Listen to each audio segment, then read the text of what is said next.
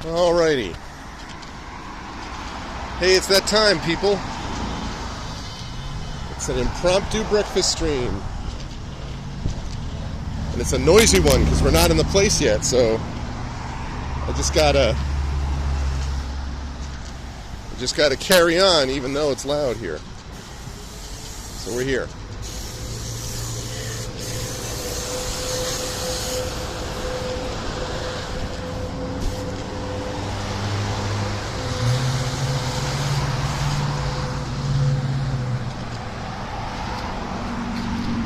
Sometimes see those like rural car like mechanics, right? Where you're just like driving along and suddenly bam, mechanic. But most of my life these things have always been off like major thoroughfares. Hey, what's up, Imaginary Exponent? Another maintenance, another breakfast, another stream, right? Yeah, it's been a few months. It has been a few months, but yeah, pretty much that's exactly right. I bring the cars in, the costs come down considerably when I don't ignore those things, and I just like, all right, you get the regular maintenance, you get the oil change, you get the whatever. And even though it's kind of a pain, because, it means that I have to bring it in every 5,000 miles-ish or so, it means that I'm not charging, I'm not getting charged more because I let something go that I would have missed. Hello, Effect Life. Yeah, I said to everyone yesterday that there might be a little surprise this morning, and indeed it was true. Good morning, Triffid. Morning, everybody. I actually really enjoy these breakfast streams, so yeah.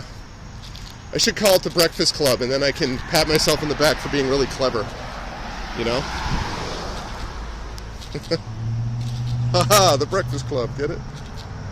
Yeah, well, that was something that actually, I'm not sure that my father ever really... I'm trying to remember if it was that I got this from my dad. I don't think so. I don't remember exactly what it was, but there was... Somehow I learned that regular maintenance is a good thing. So, it's 5 p.m. here, more like tea time. Well, yeah, for you. But that means, listen, if that means that you get to try to have like the equivalent of high tea... Actually, is that so in Ukraine, is high tea time? Is tea a thing? I mean, like, obviously the drink is a thing. But, so is there tea of the level of what you might get in, like, England or the UK, or is that not in Ukraine at all? Because, man, high tea time, sign me up.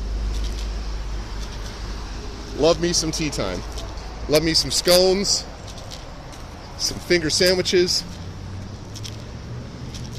All that's great. But I don't know if that's just a UK thing and any places that were colonized, sadly. But Ukraine was not colonized by England, so...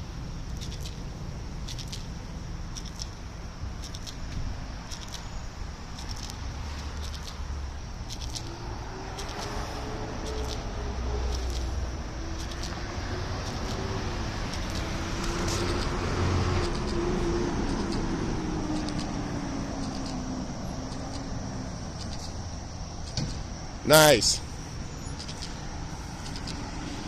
Oh man, that's right. I forgot my iced coffee. It's sitting in my fridge. All right. Well, I have something to look forward to when I get home. Completely forgot my leftover iced coffee. It happens anyway. Yeah. So there's no like siesta equivalent like there is in Spain.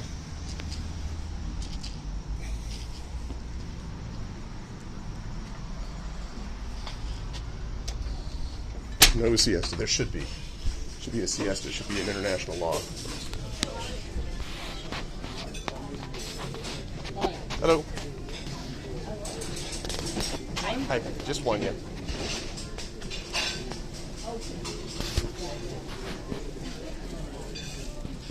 This way. Okay.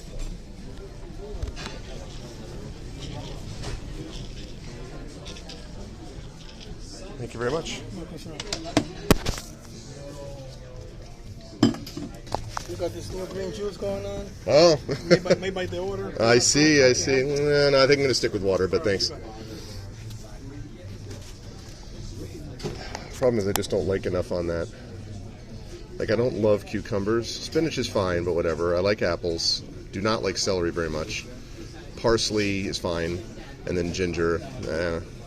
It just doesn't... None of that grabs me, I'm afraid.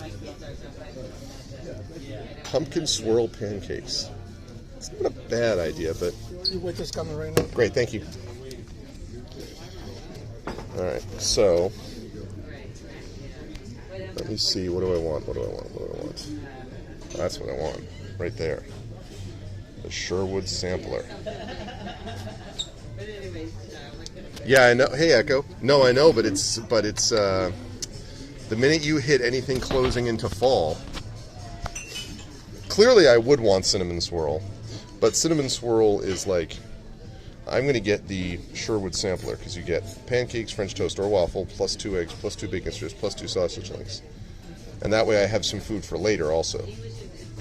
See, that's the tech. You get something which will half cover you for lunch too.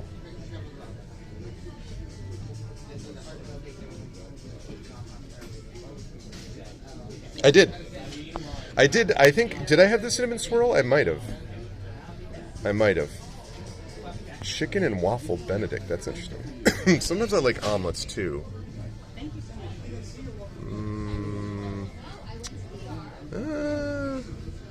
No. I think I'm going to get what I'm getting here. Sherwood sampler. Buttermilk pancakes. I think I'm going to get that, although I'm tempted to try the Belgian waffle. Yeah, it's been a few months. It doesn't feel like that, but it has been a few months.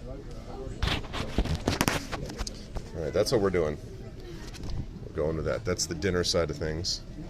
Kale, the guy that I beat last night in Forgotten Realms. Kale. You paid the ultimate penalty, Kale.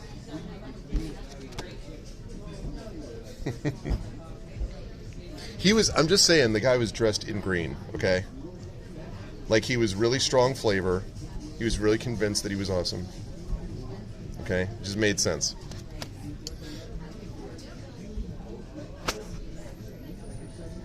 Casual Kale-balism. That was a lot of fun last night. I really had a good time with that. I am excited for the Arvathon in 1 week. Yeah,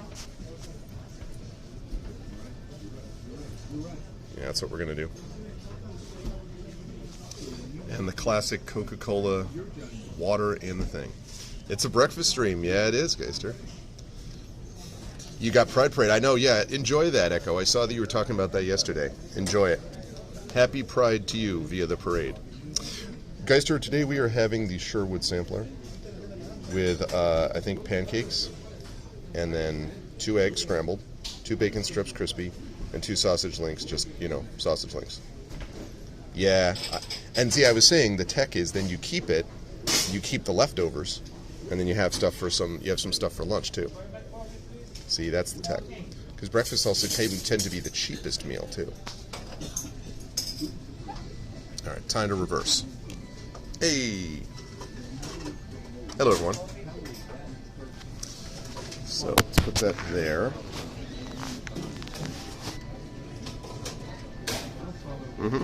I've got the hat. Oh, Arvathon is next Friday, Friday the 20th. It will start at, it starts at, I believe it's 6 p.m. Eastern. 6 p.m. and it's going to be from, nice, Echo, that's awesome. So it's going to be from 6 to 9 p.m. is set. And then depending on how many subs and Patreons we get, it can go all the way up until 1 a.m. Eastern on Friday. And it can roll over, so if people continue to give subs, that can roll over until the next day. And then the next day starts at noon Eastern, and it will go from noon Eastern all the way until midnight, so 12 straight hours. And we're going to have, most of it's going to be focused on Forgotten Realms, Unlimited Adventures, The Realm, where the first 6 people supporting at the Tier 2 level or supporting at the Patreon level, I think $10 Patreon level, will get to name characters. Hi. Could I get the Sherwood sampler, please? Sure. And I guess pancakes, eggs scrambled. Okay. Yeah, Got it. that's it. Thanks. So yeah, I really have been having a blast, and the numbers have been really good on Forgotten Realms. I've been really building up, so I'm going to continue that. And so the way the realm's going to work is, so you'll get to name characters. So the first 6 people get to name characters, okay? And then the second part of that, which is cool, is that then the realm itself has got like 40 separate adventures. And we're going to start with level 1 characters, but there's still like 4 or 5 different level 1 options. And no, I thought about that. That might be fun too, but that has to be kind of a separate stream. I don't think that I want to have something where I'm kind of playing and interacting with chat as I play. But it's not a bad idea actually to think about it down the line. No, I know. I'm sure it is. No, I'm sure it is hard. I believe you. I'm sure that is the case. But I'm going to do those 40 things. Sorry, hold on a second. There we go. And so, and then we're going to go around the realm, and then chat is going to vote on which of the level 1 adventures to do. Like if chat's like, oh, this sounds good, let's do this, yes, no. And then we're going to do the level 1 adventure. We'll level up. Whatever level we are, we'll then look for one that is in the level range for our characters then. And we'll just keep going that way until we run out of time. And I'm planning to do this for a little while because, I don't know, I think it works well on stream, and I'm really enjoying it, and so I want to do that. So, yeah, not during Arvathon, but I should. Giving it a try is something I have thought about that for sure. Hillsfar, oh man, I liked Hillsfar. Hillsfar was actually kind of fun. I think I may have Hillsfar in my collection. You know, because I have like the Forgotten Realms collection from GOG, and there's like 2 bundles, and one of them has like Pool of Radiance, Curse the Azure Bonds, all that. One of them I think has the Dragonlance ones, and I think it's like 2 or 3 bundles, and then one of them, and I don't remember which one, has got Hillsfar in it. But yeah, totally different. Hillsfar reminded me a little bit of an old style. If anyone ever played the old computer game Karateka, in terms of like the scrolling, or Prince of Persia, the old school Prince of Persia, you know, that sort of thing. Yeah, they would have to have figured out how to deal with the lag on the jumping, because that would be an issue.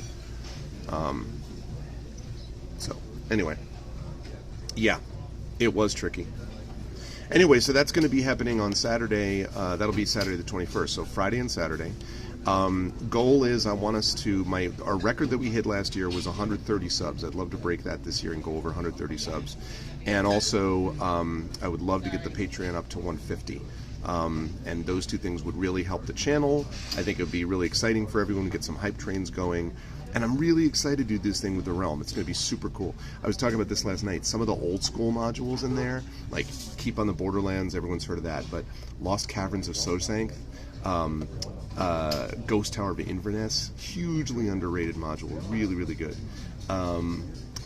What were some of the others that I saw there? Palace of the Silver Princess, super cool. Oh, that's cool. Yeah, I mean, I'm not opposed to the idea, but I never back in the day used that kit. I never used the Forgotten Realms creating kit. I think I probably played Unlimited Adventures, like the default module, which wasn't very good, that came with it, as I recall. But I played Pool of Radiance, I played Curse of the Azure Bonds, and I played one other. I don't remember. The Silver Box series was much worse than the Gold Box series. I don't remember which other ones I played, but yeah. Rahaja? I don't think I'm familiar with that. I don't think I know that one.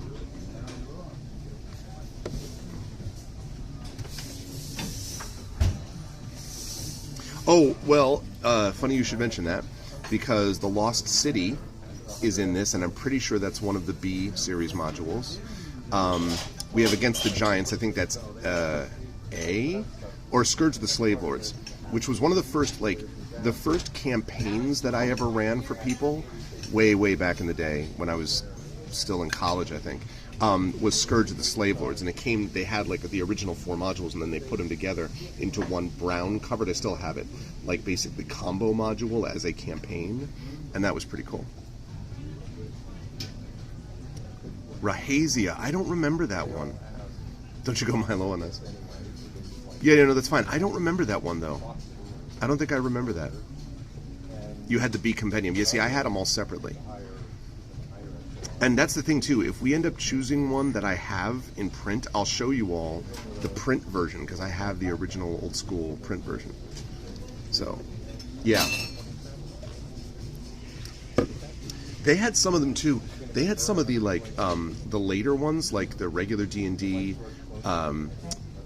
like high level ones, like against the Immortals or something. Not against the Giants, but something about, there was an Immortals one and things like that, which I never had anyone high enough level to even come close to trying.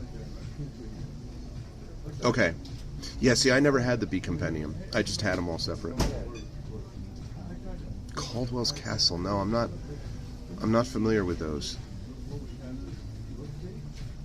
One of the, also, Isle of Dread is one of the adventures you can do in the realm. Basically, this guy just, like, assembled an overworld map, assembled 40 of these things that all sort of work together. And you go around, you come to one of the places. Some of them have little mini adventures built into the realm, and other ones it says, okay, if you want to do this, load this particular game. And then I go and load that those particular things. And then I can export, I think, the characters so we can then play level 2 back in the realm somewhere. So it's going to be cool. Castle called. I'm going to have to check that later. If I check it now, it's going to mess up my. It's going to click off on the phone, but I'll have to check that later on. Yeah. Larry Elmore, man. Some of that stuff is just so iconic. The art on the red box that everyone knows, the warrior with the sword out as the red dragon is coming towards him, super legit. And there was another Elmore one that I just saw that I hadn't seen before, which is two people fighting silhouetted against like this icy background. Super cool. Oh, it was B9. Oh. Yeah, B1 is like Into the Unknown, right? And then B2 was Keep on the Borderlands. Or was it A1? Like the first ever module was like Into the Unknown. It was really more a bunch of like adventure hooks. And then they started like, the later ones in the series started actually being adventures and not just a bunch of hooks for DMs to use.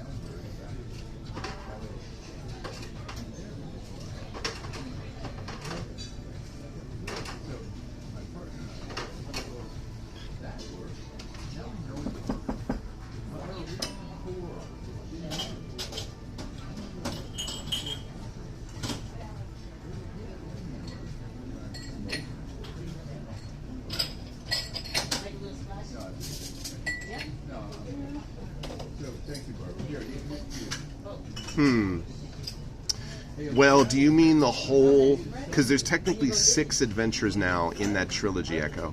So you mean starting from, like, Night at the Forbidden Library and then all the way to the latest one I ran at Gen Con, so like 6 in a row? Do you mean that, like how long it would take to do that? In Search of Adventure, that's what it is. That's a good question. I think that if people were focused, it would take about 2 to 3 sessions per, each session being about 3 hours. So it would probably take, say it averages 2.5 sessions. It would probably be like 2.5, 5, 7.5, 10.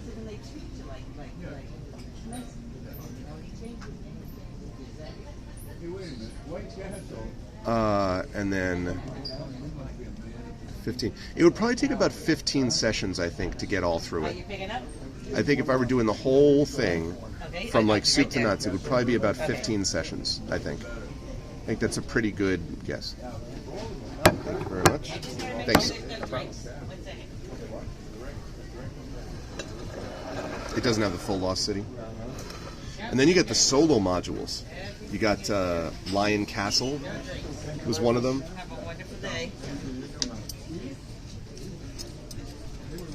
Food has arrived, Chet. Yeah. I had a few of those. Because I didn't have any friends, no. Because it took a while before I was able to get a group of people together that wanted to play. And even then, I was like, I wanted to play more than that. All right, Chad, here we go. Here's the... Oops, nope. That's not what I want. There we go. Scrambled eggs, bacon, sausage, pancakes. That is the food of choice today. I can't even remember what the other solo modules were. Yes, I am. Oh, man. Those scones, Echo, I'm telling you. The UK has got it going on when it comes to scones, in particular. And millionaire shortbread, which is amazing.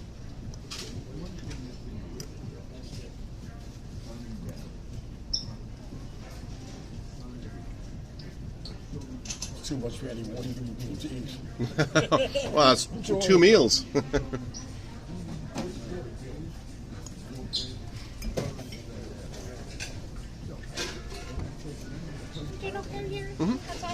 All good so far. Thanks. Which race would I say is worse to be a druid?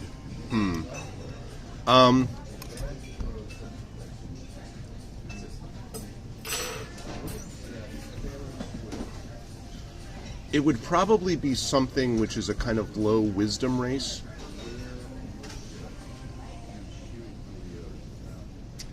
I'm thinking like...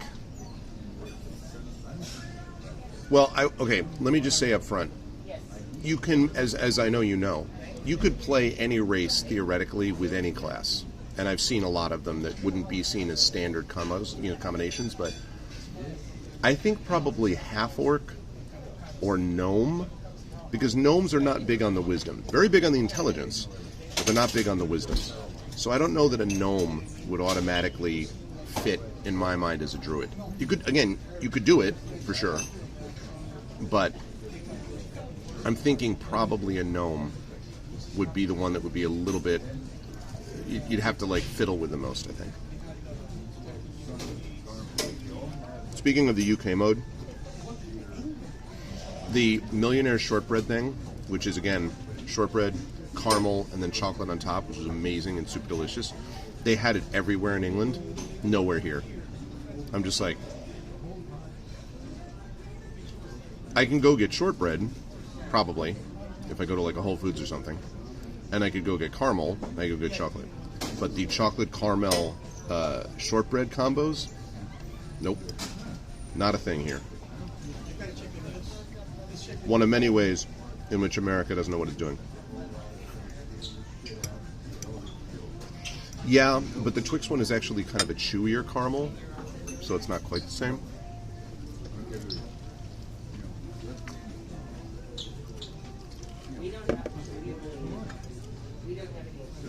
Yeah, well, they're doing that. Remember though, Echo, that's the real basics. That's like the super easy. Yeah, that's right, imaginary. So they're just giving you like the very simple, clear. It's easy to explain. You don't have to get into all these other things related to race or what is going to become culture, I think, bonuses and all that. It's just pretty simple and easy. They want to make it easy for people to grab and go. So that's why. But you can definitely be other druids. I mean, in Hearthglow, the show that you should all check out, chat, wherever my camera is, you should check that out, being edited by the wonderful Triffid and available now. Zach Clay is playing a Tortle druid. And it's a perfect combination of things. I guess you could do that, Triffid, that's true. Especially, and my daughter, now that I think of it, also is a good baker, so I could enlist her help. Gnome with a pack of dire badges.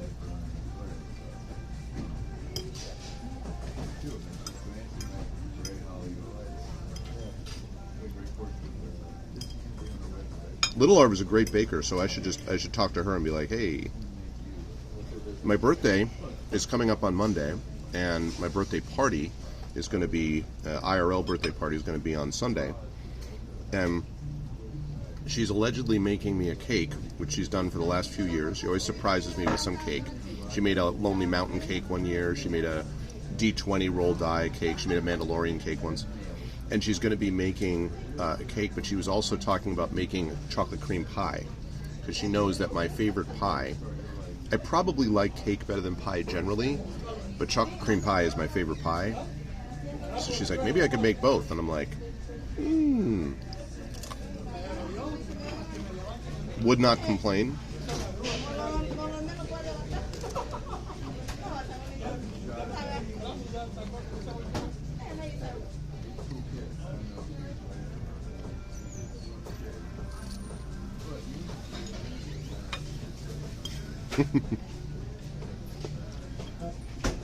Making you hungry? What do you mean, imaginary? What do you mean? Why would you be hungry right now?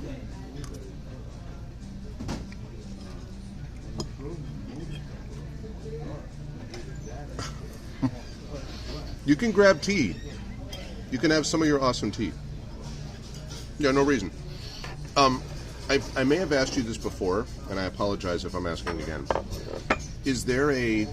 I'm sure I've asked this before. Is there a particular Ukrainian dish that is sort of the... This is the dish that if you want to know about Ukrainian cuisine, this is the dish that does it. This is the dish that does the thing. Is there one dish that you would classify that way?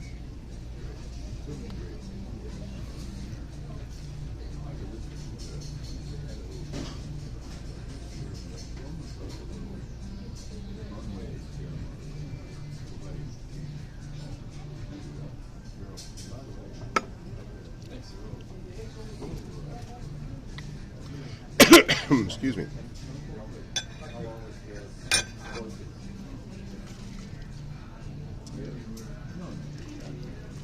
Hey, what's up, Shilnis? What did you try? What tried to automod?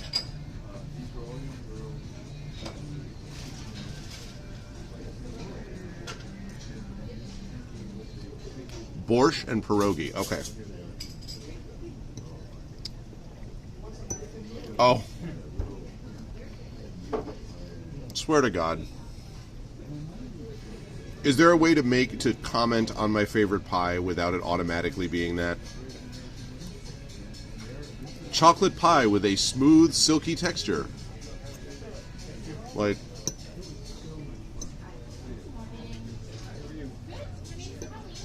It's amazing how internet memes have ruined so many things.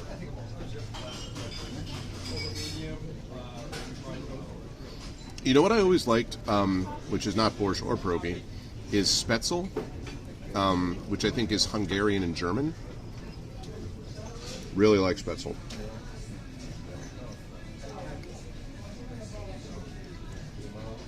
Palmeni.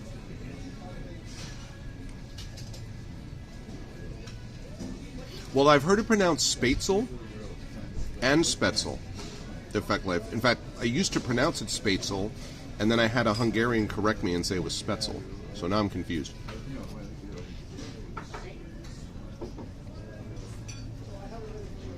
What is pelmeni, Geister?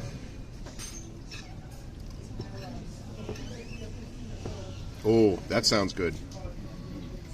We put that in America in what's called a crock pot.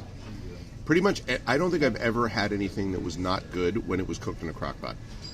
Because if you put a bunch of stewed items and like let them simmer for 12 hours, you'll be amazed to find that it's actually delicious and the meat falls off the bone, etc.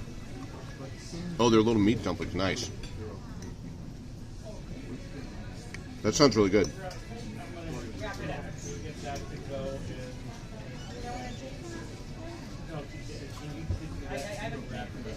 So they're kind of like meat gnocchi, almost.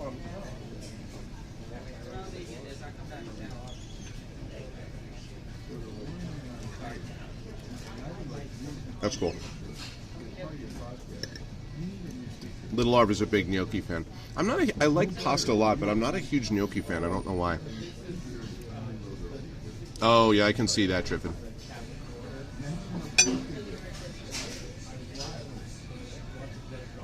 Oh, is it really? Effect life? That's funny. Right. That sounds really good, Geister.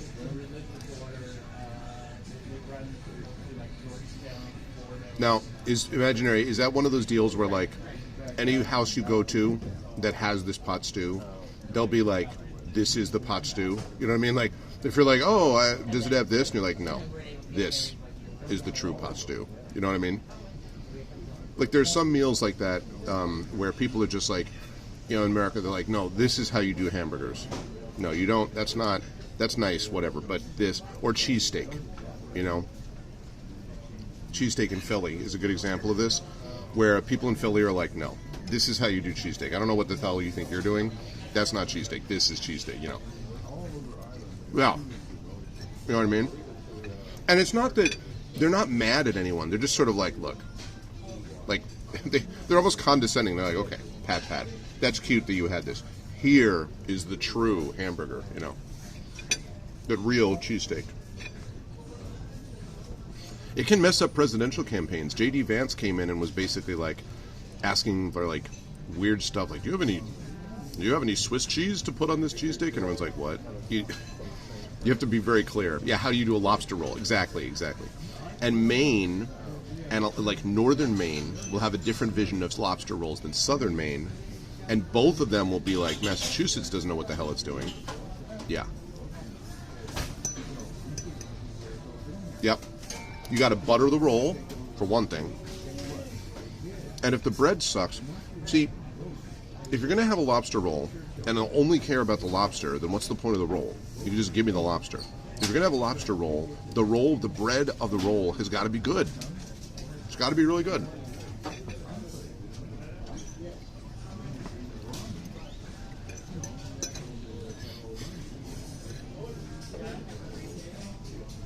Oh, I see. Okay. Eastern North Carolina barbecue is the best barbecue. This is what I'm talking about. So imaginary. Obviously, you know, I don't mean that people are being obnoxious about it. It's like a friendly rivalry thing. But it's like, yeah, barbecue's a good example, actually. Like, people will tell you that, like, Texas barbecue is the legit barbecue, or, like, North Carolina barbecue is the true barbecue, or, like, dry rub. And you're like, no, not dry rub. It's about sweet and sour, or whatever. And you know another group that does that? Maple syrup.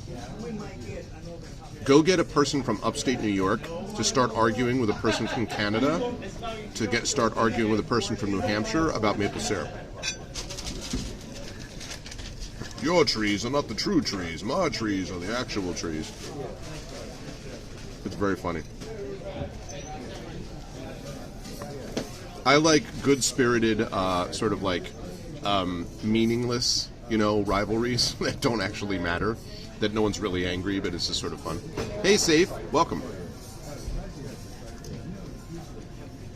Thank you, too. Oh, that's fine. Yeah, this is what I mean. Okay, so true borscht recipes. Okay, that, yeah, see, that's what I'm talking about. Doing well, Safe, doing well. How are you?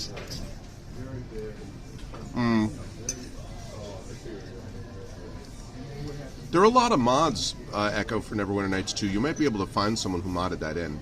Although the mod scene was a lot more of a big deal for Neverwinter Nights 1 than 2. There's still Neverwinter Nights mods out there.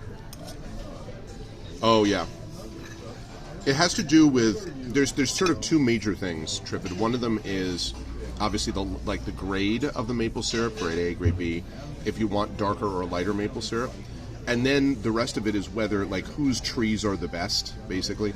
And, you know, truthfully, northern Connecticut, you need the weather to get cold enough so that it creates a sweeter sap. So southern Connecticut sap tapping, like, on a tree is not going to be as good. But once you get to a certain point, northern Connecticut, maple syrup is going to be pretty freaking similar to southern Massachusetts. I mean, we're talking, if your trees are 50 miles away from each other, it's not going to be a big difference, right? But if you do like Canadian trees and Canadian maple syrup, there's a reason you have the maple leaf. There's a reason that people think about that over central Mass trees. It's just going to be the same thing. Yeah, exactly.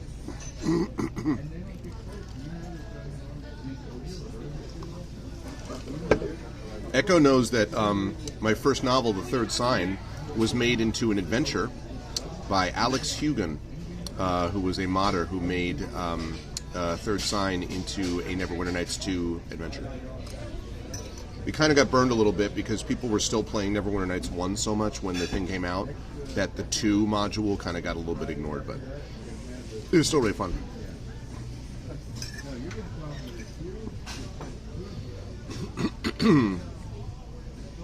Yes, that's true. That's true, yeah.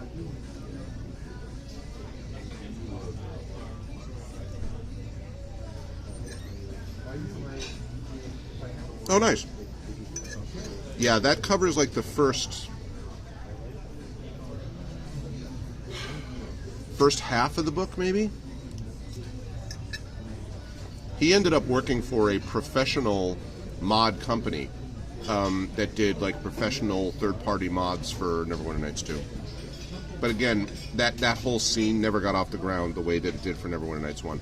Which is funny, because the Neverwinter Nights 2 campaign, vanilla campaign, is better, I think, as a single-player game than the Neverwinter Nights 1 campaign, which is meh. But the modding scene, and so all the modules you could play for Neverwinter Nights 1, some of which I played on stream, Hordes of the Underdark, and so on, are better, I think, than most of the modded sort of like, stuff that you have from Neverwinter Nights 2.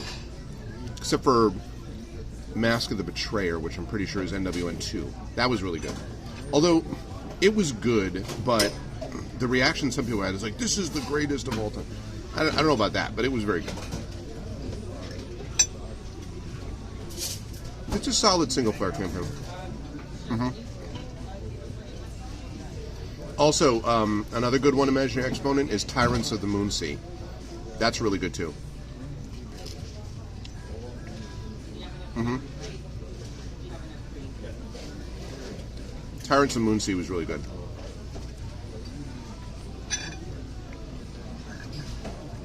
Yep.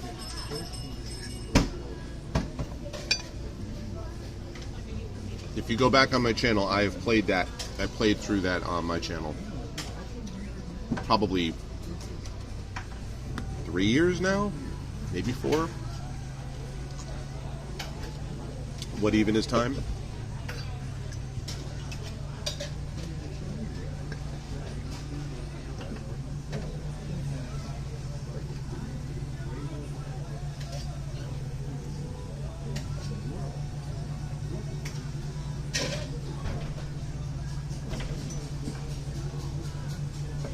Yeah, this is one of the reasons that I'm really excited about the Forgotten Realms, because there's just a lot to explore, and I'm looking forward to ones that they play with. I'm actually looking forward to trying...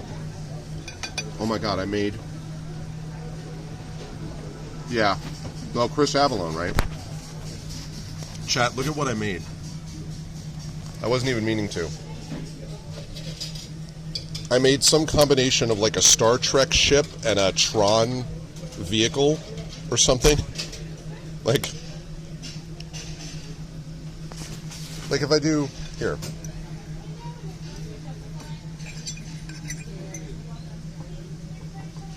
Ba ba ba ba ba da ba ba da. Da, da, da, da, da, da, da, da. Wow. It's a TIE fighter. Guess what I'm saying?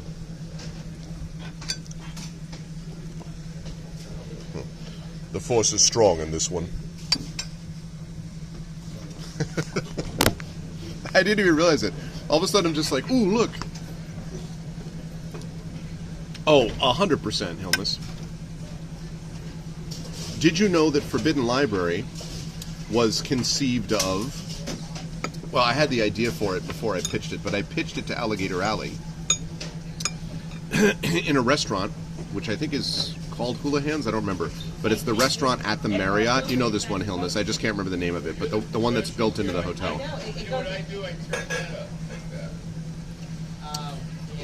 The problem is, Geister, that I'm pretty much sold out. I have copies of... I have a lot of copies of Heretic, of Grey Shade, of Renegade. I have copies of... I got new copies coming of my academic book, which actually I need to check up with them on and see where that is. So I have new academic books coming, because I'm sold out of those again. I have new... I have some Icarus and Jelinix left. But I don't have any Forbidden Libraries. I could talk to them about sending me a few more, because that is now earned out, so... Thank you. I'm sold out. Well, it's funny you say that, though, Imaginary. That's true. But I would like it if big bookstores that are not me are sold out. Because the problem is, to sell out, I have to actually go places and spend money to get places and then sell them. Which, don't get me wrong, I love doing. But it's about getting them into places with distribution. That's the key. Yes, and I would double check and see if you can find physical copies, Geister, because There are not a lot left. They did a run originally of like, I want to say 1,500, and they've only got like less than 100 left. They sold really well on these. That's why they've been talking to me about maybe doing a second one. But the first order of business is to get Gray Shade, the tabletop game, out the door. And then once that's done, do the second trilogy of adventures. And I'd have to think it'd be like more Tales and Tomes. The Tales and Tomes 2, the Tailening, the Tomening, I don't know. Connors, yeah. Yeah, I will actually... It's good that you mention it, though, because I should check in with them and see if there's others. I know they have them at some game stores, and of course they have it all at Drive-Thru RPG and whatever, in like e-form. But poor Hillness, you have to have like a whole shelf dedicated to just books that you got for me, like multiple copies.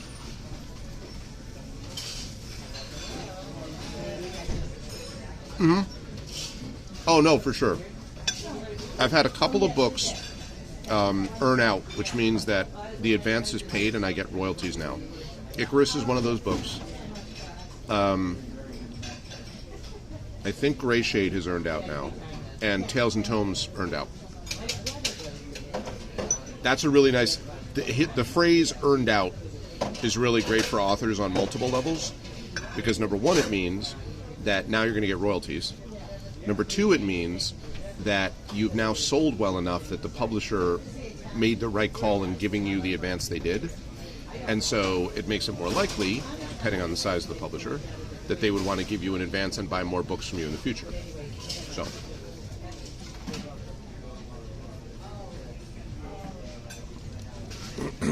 Kind of like how you paid off your student loans. I earned out. It was because you reached that earning potential there, Hillness. You paid off your student loans because they were like, well, this guy's amazing. We need to get this guy. A booing sound effect. Do you know, actually, Geister, I was playing, my son wanted to play, Mini-ARP, wanted to play some D&D with me. And he wants to, play through, the Forbidden Library. So whenever I say the name, or he says the name Vernon Richard, he has now added Boo onto the name. He's like, so Vernon Richard Boo.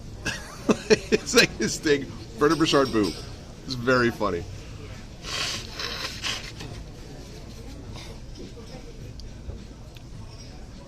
The Boo.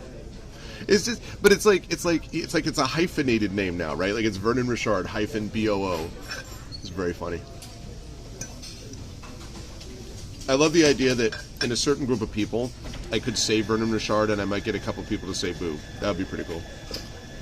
No, I mean, that guy's a jerk.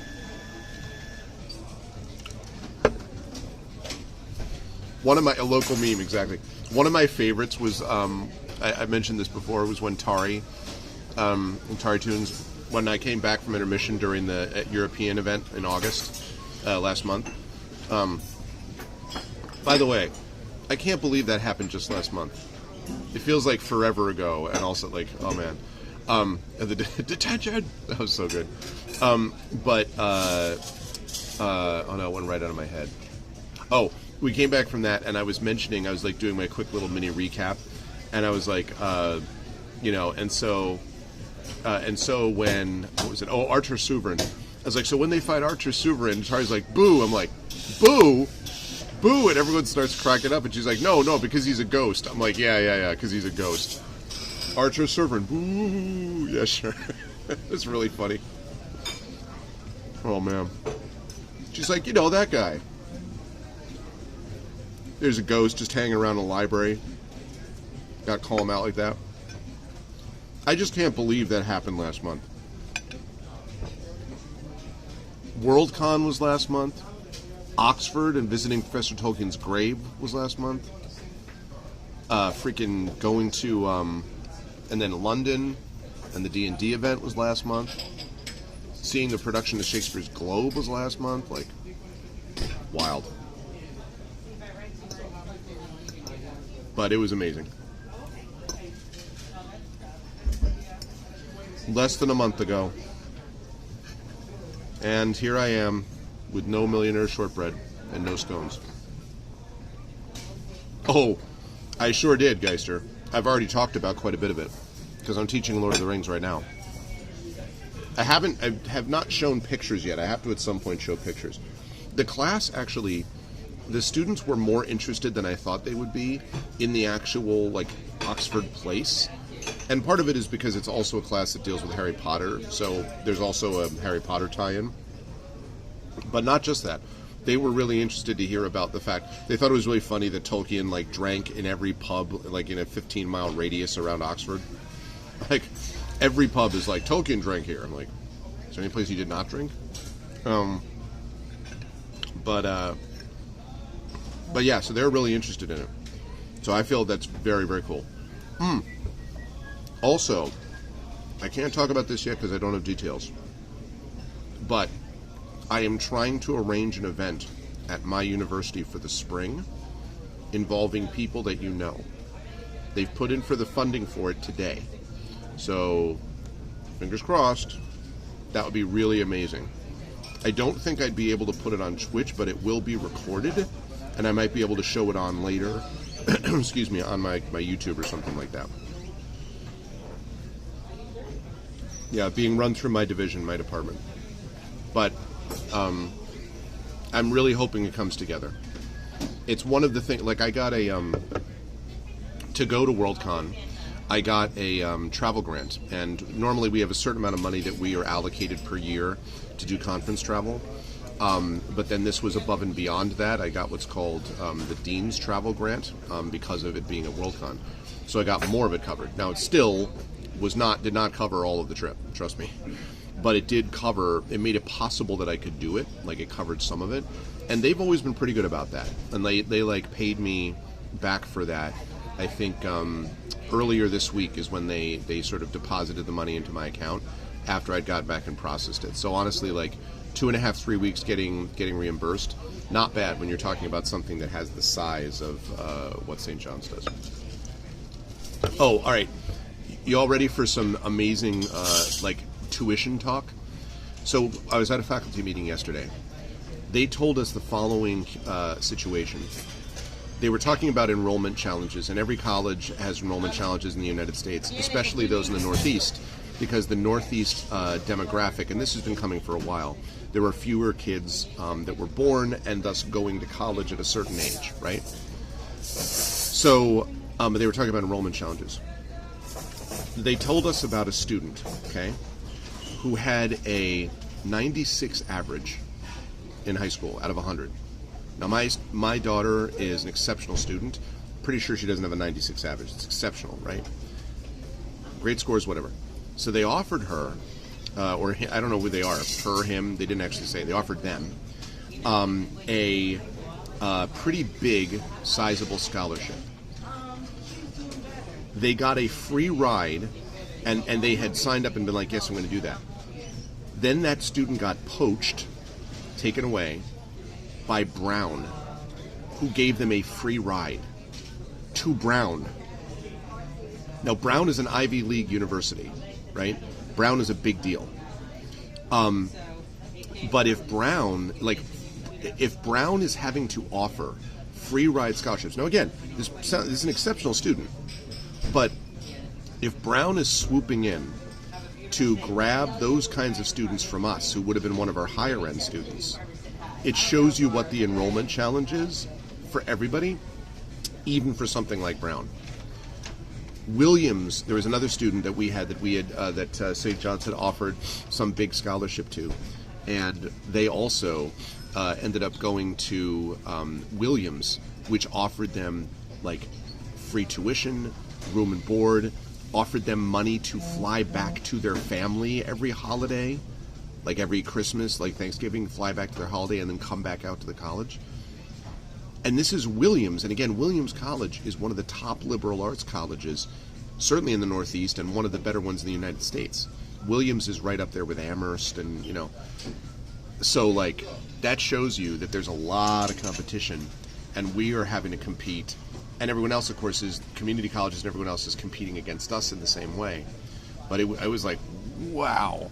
It would be one thing if someone swooped in and it was like a good, like a solid school, but not an Ivy League school. But at the point that Brown and Williams is sort of given this kind of money, woof. Yes, but that's true. I know, right? Me either, Trivia. That was a new one on me. That's true imaginary, but there's one thing that's unusual about that, which is the universities have to offer scholarships to maintain the numbers in competition. That's true. But what some of the schools have been doing is they've been offering a huge discount rate, like 65% discount on normal cost to attract students. But here's the problem. When you start offering something at a discount like that, it's very hard to then get rid of the discount, which means you're sort of stuck with it. So then you have to get more students in at that lower level that they're paying to get the same amount. So we did not do that. We kept our discount the same, and even though we have fewer students, we are still equivalent financially to these other schools that let in whatever the number is, 100, 200 more students in a given class, but did so at a higher discount rate so that they're getting basically the same amount of money. So we have not gone down that path because it is a fool's path. You start going down that way and all of a sudden it's like the discount rate goes higher and higher and higher. But the discount rate still is like 59%, 60%. Huge rates. And you wonder, you're like, well then why don't you just make the tuition lower and not offer that high discount rate, right? Like why wouldn't you just offer the same amount? And the reason is because what they found in focus group work is that if you have a lower cost tuition, people assume your school's not as good. So instead, they would rather that you charge a higher tuition, but then give them an incredible amount of financial aid to compensate. Yeah, it's a prestige thing, imaginary. Yep.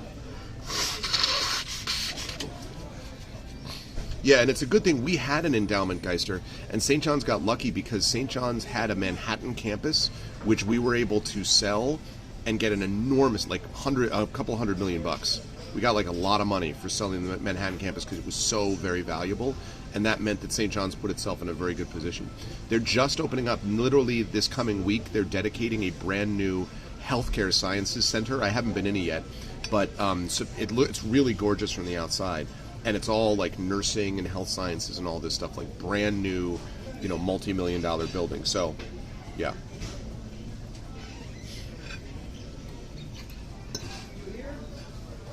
Mm-hmm. No, I agree with you, Effect Life. It's not a sustainable system. I agree with you. Yep.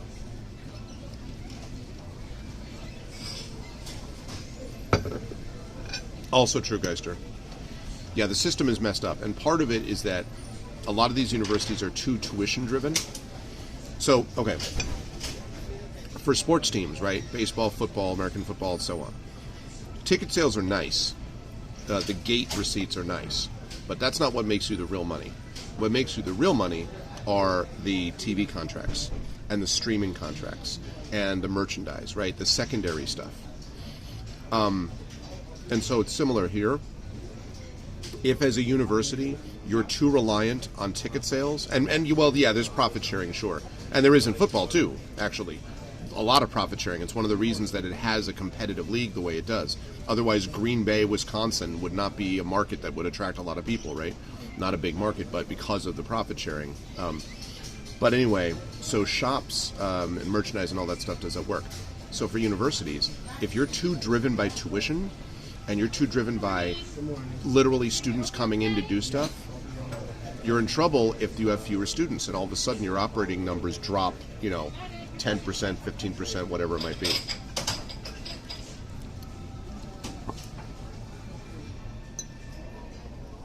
Yeah. I mean, Little Arv is a junior in high school, so this is the year that we start looking at it a little bit, and then this summer coming up, we will be looking a lot more at it.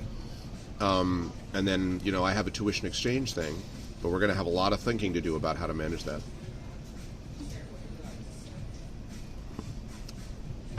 Yeah. Oh my God, Effect Life, though. I imagine it wouldn't surprise me if that was true, because Ticketmaster, which I think is managing that, is such a freaking scam. Ticketmaster desperately needs to be taken down, like multiple pegs. Multiple pegs. Ticketmaster is so bad. Fees and all this other stuff. Yeah, Ticketmaster's a nightmare. And they're in bed with like a lot of the arenas, and like Clear Channel that runs a lot of the concert tours with Ticketmaster. Like, man. Oh, you got auto-modded?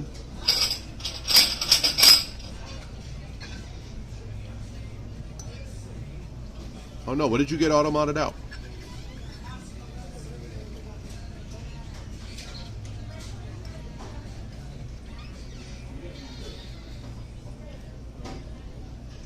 Yeah. Yeah, especially if you don't have insurance. I have dental insurance, so for me it's fine. But if you don't have dental insurance, and dental insurance, all insurance, medical insurance is tied in, I shouldn't say that. So much of it is tied into your employer, less than there used to be since we passed the Affordable Care Act, but still.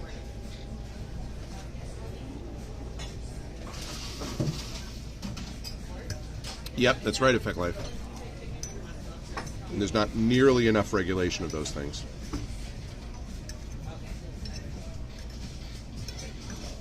And the problem with capitalism in general, one of many problems, is that it tends to concentrate capital. And so the same thing happens with companies. Over time, dollars are concentrated in one company or another, which is why, you used to have a lot of publishing companies, and then it was the big 7, and then the big 6, and the big 5, and like, you get fewer and fewer and bigger, and that's not good for prices, not good for consumers, not good for anything. Except for the very small group of people that are continually enriched, which is all that capitalism really tries to serve anyway, which is a problem.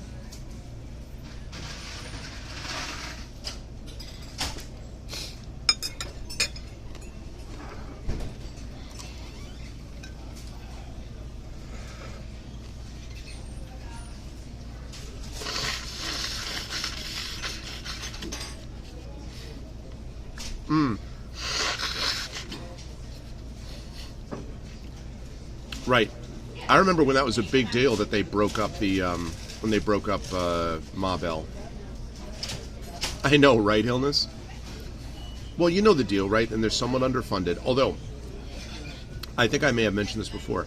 Did you know that part of the reason that we have made billions of dollars back over the last couple of years is because part of I think it was the Inflation Reduction Act, one of my favorite named acts of all time, was that it funded the IRS at the level it should have been funded the whole time. And so the IRS has made a ton of money by, get this, going after billionaires and millionaires for taxes they hadn't paid. And they clawed back something like $2 billion just from enforcing existing tax law on millionaires and billionaires. Or if you're Bernie Sanders, millionaires or billionaires? Yes, sir. Millionaires or billionaires. But anyway, yeah. So how about that? Good morning, Bob. How are you?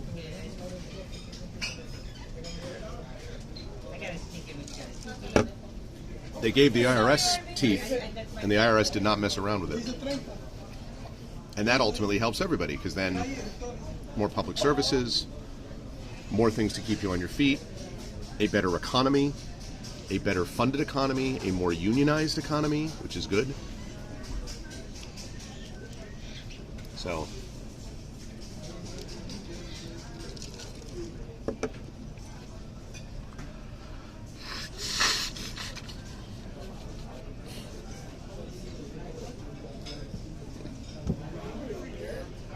right, I'm going to get a box for this, and then we're going to head down and get some tea. But probably no scones, because they won't have it. Watch, I'll walk in there, and they'll have, like, millionaire shortbread, and I'll be like...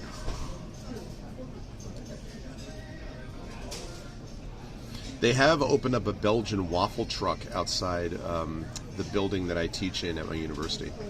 So I walked outside, and there's just a truck there with NPL. I'm like, oh. And they have a truck on Mondays that is teriyaki, terry and yaki, like chicken teriyaki, and then they have one that is also a Belgian waffles truck that they have on Thursdays.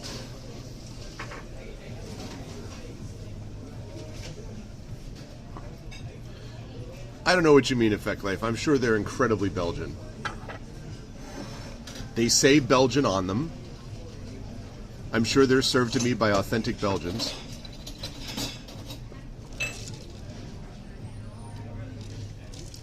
I'm sure they're exactly dead on culturally. I have no doubt. They wouldn't say Belgian if it wasn't true. Your crepes are served by Frenchmen? Oh, wow. Exactly. It says Belgian on the box. It says it right there. They wouldn't print it if it wasn't true. Yeah. Oh, no, all of them. Every pizza place is run by a guy named Giovanni or Salvatore. Yeah, every one of them. Totally. I didn't have any of those waffles. No. You got to remember, Triffett, I didn't say that I had any of them. I don't eat them. I don't eat. I have. It would be lovely if I could, but no. Then I would be in big trouble if I was eating all these things. I just saw the truck, and the scones. As I said, I can't get any scones here that are any good, so I usually don't. Oh, I mean, there are a lot of Italians running them. Sure, it just was funny because No, I know I can. I know. But it was just these ones were so delicious. I actually do need to be better about getting more exercise. I walked so much in Europe, in the UK. Oh my God, so much walking. The one day that we did the Renaissance Theater tour, like the tour of the other theaters besides just the Globe, it was oh my goodness. I don't know. We walked a lot. Like I felt like the soles of my shoes were slowly wearing down, and so. That was one thing that was helpful, is that we were de facto exercising because we were walking a ton.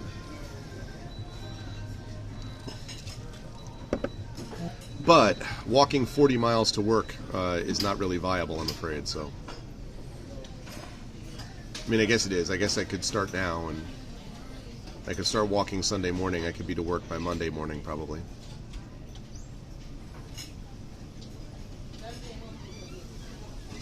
Right? Like, you could probably walk a mile in, 10 minutes?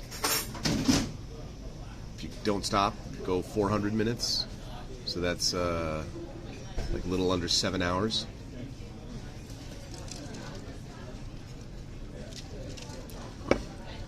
Yeah. Wow. Most steps I ever did in a day was, that's a lot. That's more than I've ever done. Most steps I ever did in a day was 22,000, and that was at Disney World. Oh boy, was there walking at Disney World. 22,000. Although I should say that I was tracking. Like when I did the Sumerian Gorge thing in Greece, I don't know how many steps that was, but I didn't have a tracker at the time. But that must have been a lot too. Oh my God, I have never been that sore in my life. The Sumerian Gorge thing. I literally couldn't walk right without feeling bow-legged and sore for like 3 days. It took me about 3 days to recover from the Sumerian Gorge experience. I even walked past people and they were like, "Oh, Sumerian Gorge." I'm like, Just kidding. I didn't actually punch them. But, yeah, that was a lot. Yeah, that goes a crazy amount of steps.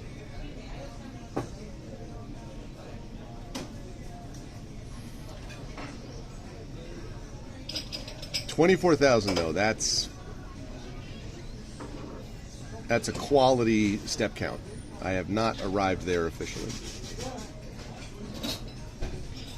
and it corresponds to something like, I don't remember how many miles that corresponds to, but it's a lot.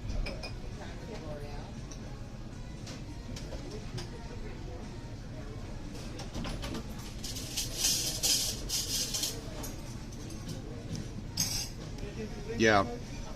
Well, I mean, I never actually lived right in Queens. I lived in, when I first moved to New York, I lived in Brooklyn, and I commuted to St. John's, which is in Queens, from Brooklyn. And that was about 45 minute drive. And then I moved to Riverdale, which is in the Bronx, and I commuted from the Bronx to New York, and that was to campus, and that was also probably 45 minutes. And now that I moved to Southern Connecticut, I probably added about a half hour, depending. I had one trip last week that was an hour and 50 minutes because there was an accident. But usually that trip should be about an hour, and between an hour and 15 to an hour and 20. And if I get lucky, more like an hour 10. If I went in the nighttime, like at midnight, where there was no traffic, it would be an hour. It'd be just under an hour, but because of traffic, it's always something. So 6 miles or so varies by the person's stride. Okay. I think it might, yeah, you might be right. 6 miles might be right. That might be right. Just trying to think if it was more than that, but I think that's about right.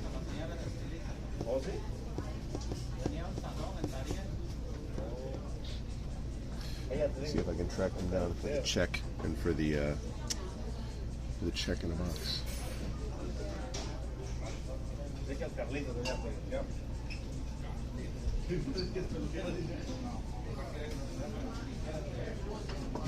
Yeah, I mean, like, if it's close enough, I would probably do the same thing, or you can take a bike. But I'm here to tell you that going from where I live in Southern Connecticut down to, you'd have to go down the coast of Connecticut and then curve around and then go down the other way to get to Queens. You can take a ferry, and I'd have to go up a little bit, but the ferry brings you pretty far east, and then you have to sit in traffic on the LIE, the Long Island Expressway, to go west. And so, like, it's about 40 miles, so it's just completely not viable to bike there. And the thing is, too, mass transit is not, like, amazing getting to St. John's because they're not really on a line. Yeah, totally. I mean, fortunately, I don't actually get into New York City until towards the end of the trip because I'm in Queens, so I take what's called the Throgs Neck Bridge, which is on a highway that goes over and south and then over the east again, so I don't get into Manhattan. Manhattan is awful, and driving in Manhattan is a disaster. Absolute disaster. That's terrible. But driving where I do is not too bad, but traffic is traffic, you know. But yeah, if I had something, I mean, I walked to school. I lived 3-4 miles away from school, and I walked every day. The only time that changed it wasn't 3 miles, it was 2 miles. I moved later on, I moved up onto Hilltop Drive in my hometown, which was about like 4 miles up hills, and that I usually took the bus for that because, you know, walking to school would have been taking a while, and then walking back up all those hills would have sucked. But I used to do my bikes down there quite a bit. I did that quite a bit. And I had my 10-speed. I had a bike, 10-speed bike called a Shadow that I used to ride everywhere.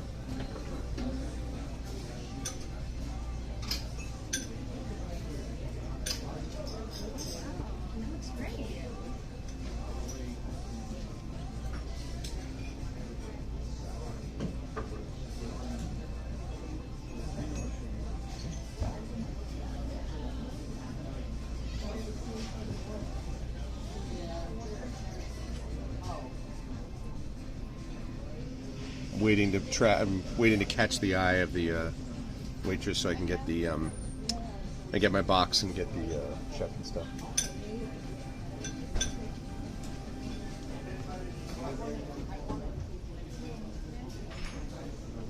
Hi, can I get a check and maybe a box for this, please? Thank you. Alrighty. I'm trying to remember Echo. I don't remember whether it was, I guess Oslo probably is where the traffic would be worst in Norway. I was trying to remember, I don't remember Bergen having a huge car thing, but this is also well over 20 years ago. Yeah, it was well over 20 years ago now. No, wait, that's not true. Not 20 years ago. It was 17 years ago. 17 years ago. But still. Thank you very much. You're welcome.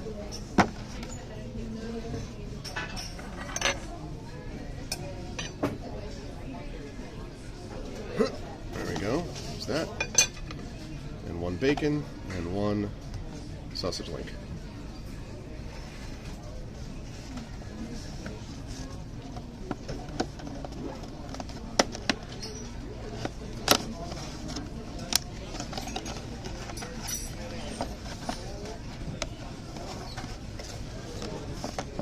There we go.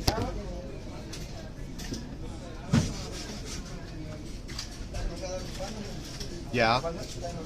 I had my first ever bike was a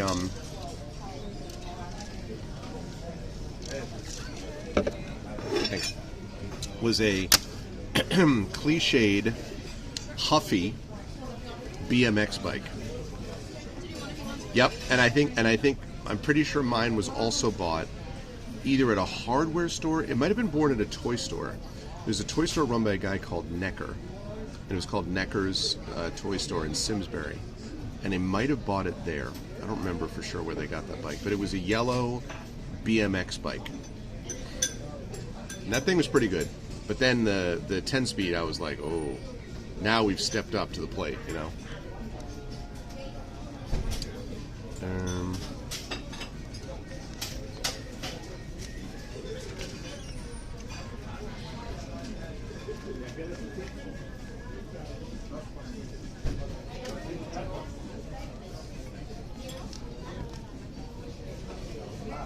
Actually, wait a second. 1825. So hold on a second. So that's 375. Okay. That takes care of that.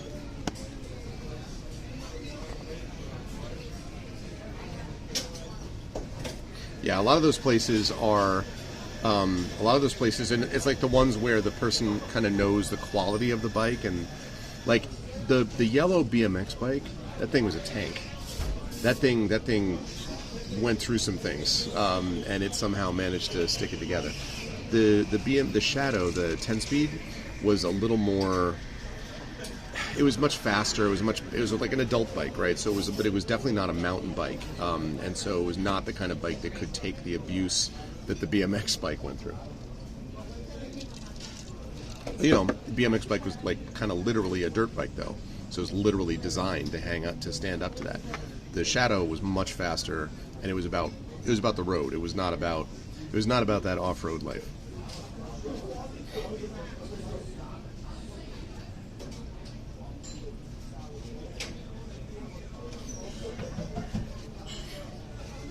An XE'd bike.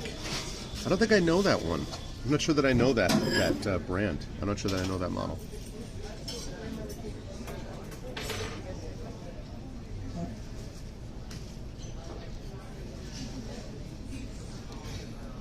Exist, explore, exceed.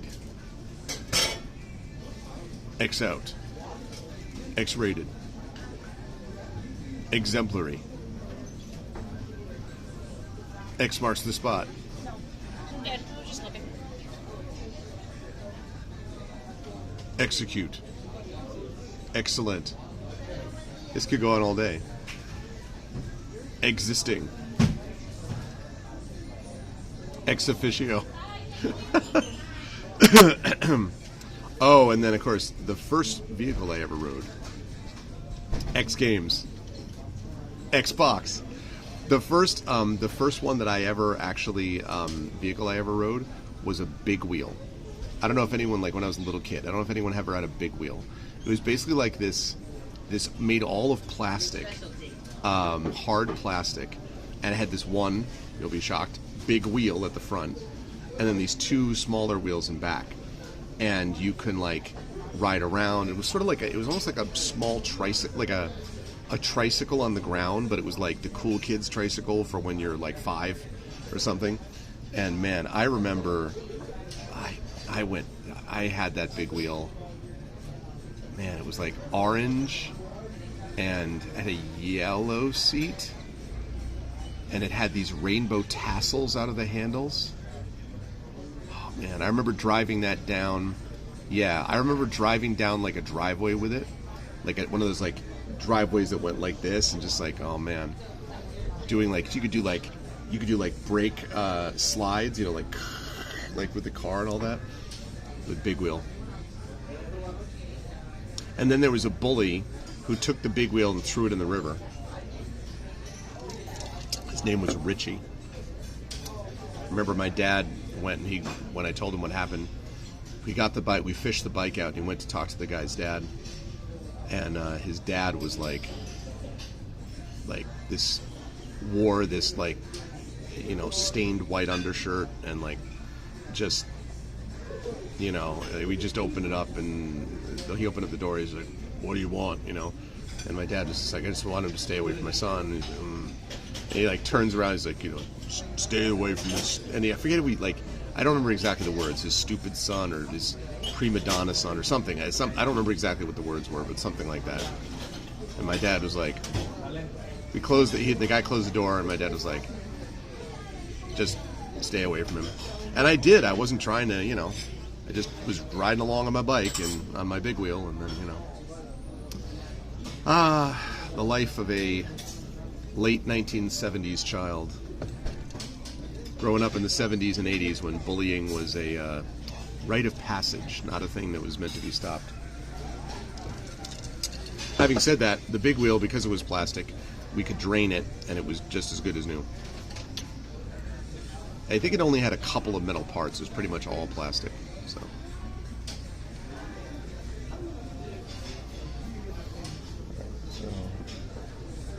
I think I can just leave this here. Hopefully.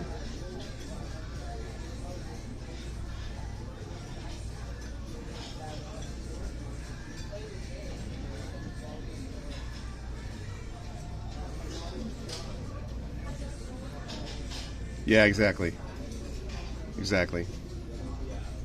Well, no, it was just sort of like, oh, it's the fact of life. Bullshit. It was a fact of life because people accepted it, and when they stopped accepting it, it stopped being a fact of life. That's how that went. The first tricycle creation of Soviet engineering made of metal and heavy enough to cause some property damage. That's funny.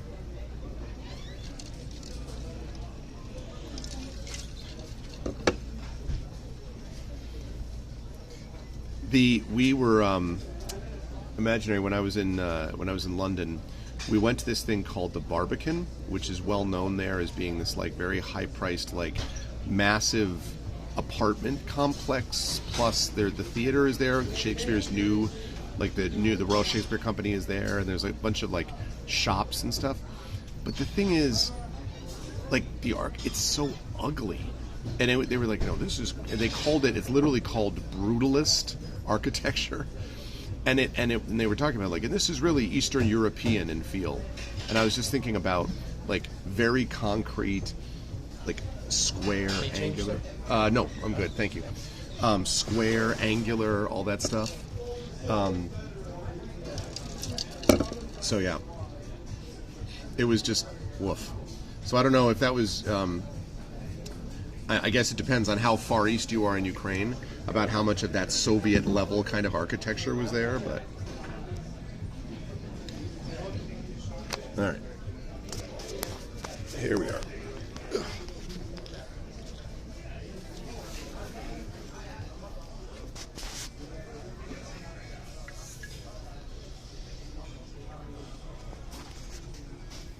The question is, imaginary, was there enough speed on that tricycle? That's the key. It was built to last, but was there any speed? Have a good one, man. Thanks.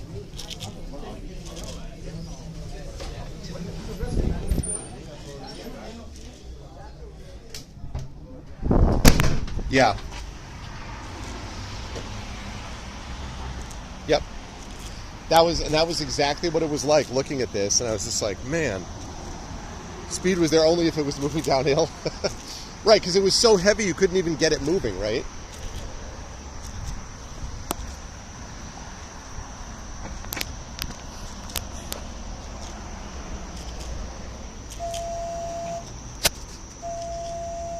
Oh, they may have... My car may be ready. Possibly. I don't know yet, for sure. Guess we'll find out. Your parents always knew where you were because you couldn't go very far? Right, yeah. That's really funny. He was mostly behind and struggling. Where's our son? Where's our kid? Well, he's back there somewhere. Probably making a ton of noise too, right? Like imagine it was one of those like wabada wabada wabada wabada wabada.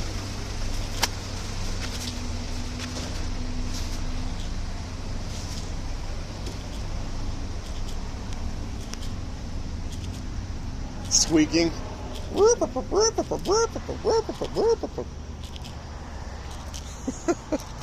It's funny. I totally picture that. I can totally picture that.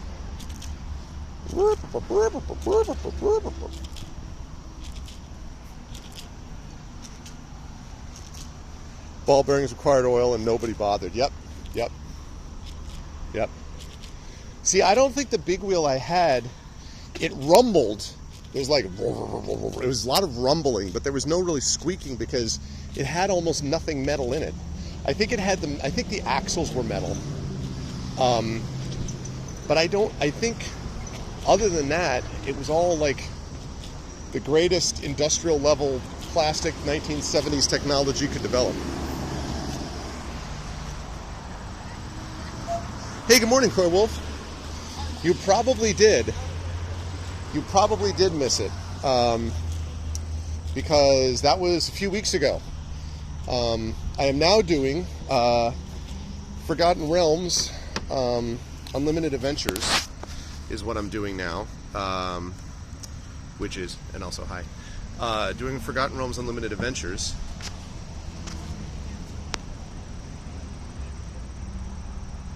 Car is set for pickup. Okay. All right, so I will head over there momentarily. But so yeah, so I did do the last Final Fantasy VII Rebirth stream. It was great game. Really enjoyed the whole thing. Like I said, there were a couple things about it that were a little shaky here and there, but overall, absolutely adored the game. It was great, and I will definitely be all about any DLCs when they come out. And I'll definitely be all about the third one when it comes out. But I'm also not sorry to take a bit of a break from it because we played a lot. It was like 110 hours, roughly speaking, I think was there. But we are playing the Forgotten Realms Unlimited Adventures. And I just finished Curse of the Fire Dragon last night. And I'm going to be doing The Realm. So Coy Wolf, if you're around, a week from today is the Subathon, which we call Arvathon. Arvathon 2024. And it's going to be, as you might expect, to get subs, because it's cheaper to get subs in September on Twitch. So it's going to be to boost subs. We want to get over, the goal is to get over 130. And I'd love to get the Patreon up to 150 or so. Not like total money, not people. But 130 subs. And so we're going to be doing a subathon on Friday, Saturday. That will keep, the more people pay, the longer that I'll play, which is standard for subathons. But also, the first 6 people who contribute a tier 2 sub or a $10 Patreon will be able to name the characters we use in Forgotten Realms. And we're going to be doing The Realm, which is basically a bunch of linked adventures, like 40 adventures in The Realm, and chat is going to get to vote on which adventure that it wants to do. So, like, we'll be level 1, and then we'll be like, we want to do this adventure, we'll do that. Whatever level we are when we get out of that adventure, chat will vote on the next one, and so on. And we'll keep playing until we run out of time, basically. So, that's funny, Imaginary. Yes. Oh, yeah, no, for sure. The classic was die-cast, right? Die-cast metal. Because you got to remember, I'm born in 1972, right? So for me, as a little kid, late 70s, but really my formative growing up years really are the 80s. Like, I'm dead on Gen X. So yeah, I had an Erector set with all like the straight metal, stuff that you were doing, and like, so yeah.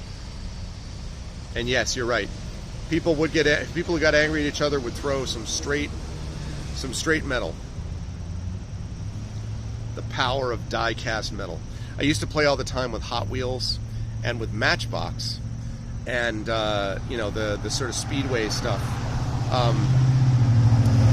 and jump cars, toy cars way beyond what they were supposed to be, and all that kind of stuff. It was the thing.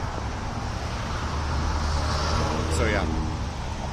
All right. Well, it says my car's done, so let me walk us up to the place, and then I will say goodbye after I walk us up there.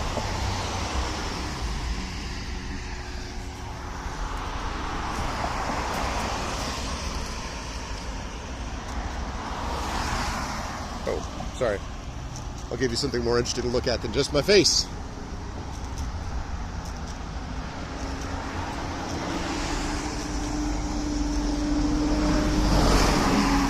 Busy road, busy road.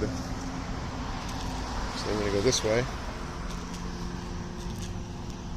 So I can go across and over. This guy's got a Tesla. I saw in the wild about a month ago my first up-close Cybertruck. So I've obviously seen these things like driving along on the road, but this is the first time I got to go up and see it. Speaking of metal, and I can confirm it is the most ridiculous looking vehicle I have ever seen in my life. It looks like it's pulled out of something from Escape from New York mixed with Mad Max. It's a ridiculous looking car. I'm sorry. Like, at that cost, a car which, by the way, rusts in the rain, this is 100% true, no thanks. No thank you to the Cybertruck. Well, if you look at how the owner has run Twitter, you might get a guess as to why they would think that Cybertruck is a good idea.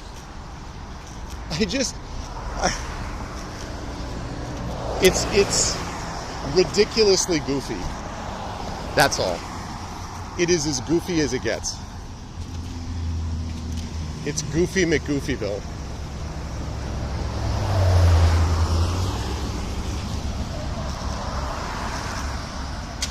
Yeah, it's a dumpster on wheels.